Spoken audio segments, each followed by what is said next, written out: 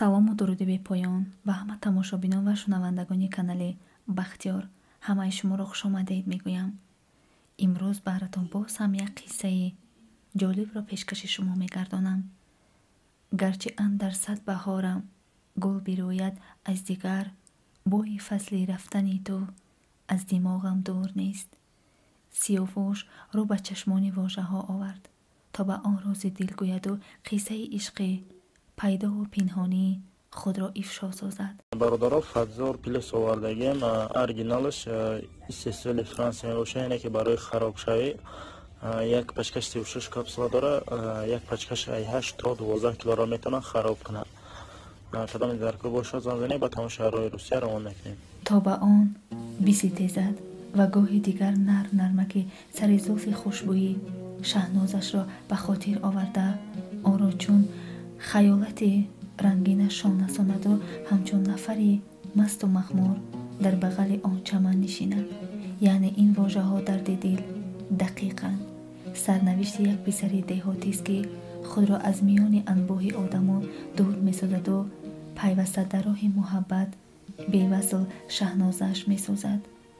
шунавандагони азиз, шумо ки ҳоло чашмони вожаҳоро рӯи даст доред, давраи ҳақ ва нахуст ишқи нокоми сиёвош, пас хулосаи худатонро дар комментария бинависед. субҳи 20 декабри соли 2015 рӯзи чоршанбе буд. оғози як рӯзи сарди зимистонӣ аз само барфрезаҳо ба замзамаи резиши худ ба курпаи зебои табиат ҷилло медиҳад. ин субҳи сиёвош ҳам аз муҳовараш ба равони шаҳноз оғоз шуд. ӯ чанд ҳафта аст ки ба акси дилдодааш гуфтугӯ мекунад.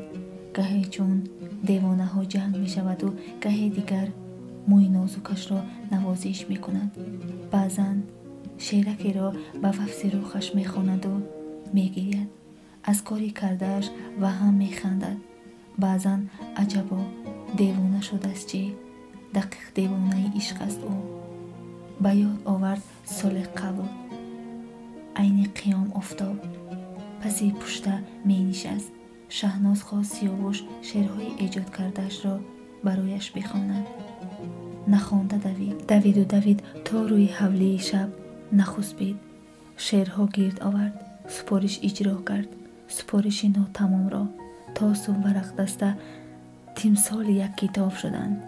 шоҳкитоби ишқ ва рӯзи дигар тамоми шеърҳоро ба таги бағал заду рафт. ба мулоқот омада як сар ба хондан даромад. чун талаби назди муаллим ва ошиқон таронаҳояшро хондан гирифт. шаҳноз механдид, аммо хеле кам.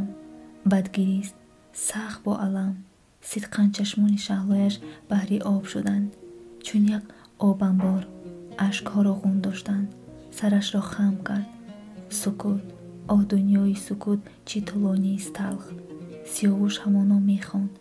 ба духтар ғазаб кард. хесту равон шуд. рафт ва пас гашт. омаду шоиро оғош кард. оғошаш чун сандали зимистона гарм буд, аммо сард шуд, зеро акнун рафт ва пасаш ҳам нанигарист. рафту рафт ва аз назар нопадид шуд.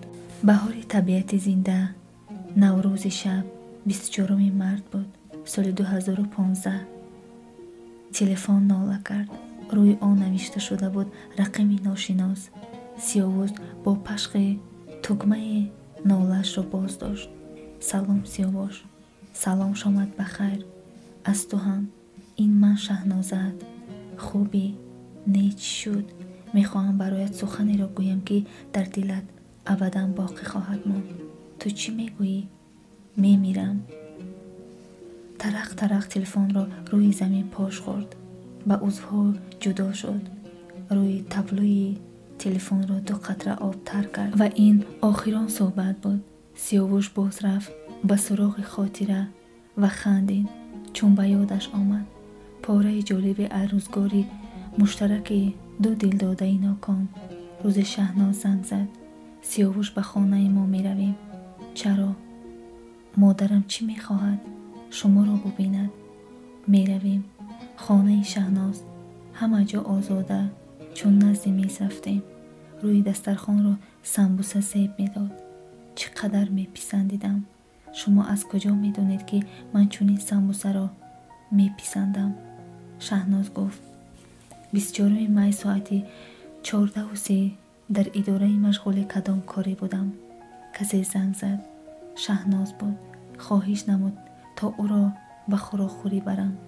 در طرفخانه اناهیتای شهر کولاب سری خان تا شام صحبت نمودیم. گاه از محبت میگفتیم و گاهی از معنی زندگی. همین تا روز پایان یافت. روز تقدیرکش 18 اوگوست ساعت 3:30 شهناز زنگ زده گفت به بازار می رود و چون برگشت برایم زنگ خواهد زد. در اداره بودم. تلفن صدا برآورد. مادر شهناز بود. میگریست و میگفت نمیدانم چی. تنها فهمیدم که شهناز در بیمارستان است. سکته دل او را برد به بستر که بعد به صندلی مرگ عوض شد. دویدم به بیمارستان ولایت شهر کولاب. وارد حجره شدم و دیدم و کاش نمیدیدم. جسم بالای بستر بیجان خوابیده. زن بالای سرش ناله دارد. هوش از سرم پرید. افتادم. صبحخانه شهناز همه جمع. او در میان خواب بعد برآوردنش نه نبرید. شهنازم را نبرید گفته داد زدم. همه به من می نگریست و می دیدن فیغان عشق را. اما بردن او را به دنیایی که بازگشت ندارد. روز بازار رفتم. زنی رو برایم برآمد. دید و شناخت. بچه جان تو سیاوشی؟ بله. اوله دار شدی؟ نه مادر جان. آن وقت از مرگ عزیز دل من اکنون 1 سال و 4 ماه گذشته بود. به خاطر محبت او ترک جای کار کردم. همون جایی که پیوسته به سراغم می آمد. بیمار شدم. سر از ایون سال 2016 بیماری طولانی خاطرم را از دست دادم. حتی نام انسان ها را به خاطر آوردن نمی توانستم. و جز چهرهشان برادران از من جدا شدند و از دیدارشان بی نصیب ماندند. دوام 7 ماه بیماری طفلک 2 ساله‌ای را در یک کلبه خالی همراه هم گذاشتند. کسی به عیادتم نمی آمد. 5 شبانه روز چیزی نخوردم به جز آب و صبح در خوابم پیرمرد نورانی آمد. سیاوش گفت و رفت و من برخیستم و بی اختیار گریستم و یک باره همه چیز به خاطرم آمد. راست پیش شهناز رفتم تا آن چیزی که از سر گذرانیده بودم برایش قصه کنم و کردم و سبک شدم. بله سبکم اکنون. هرچند سوزش عشقها سراغم می آید و ولی شکر.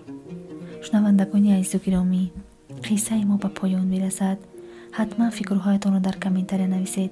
کسانی که می خواهند سرگذشت خودشان را روی نوار بیارند، نمرهایی که در کامنتر ذکر پیت کرده گیم می توانید درآمد روان کنید. خدا حافظ.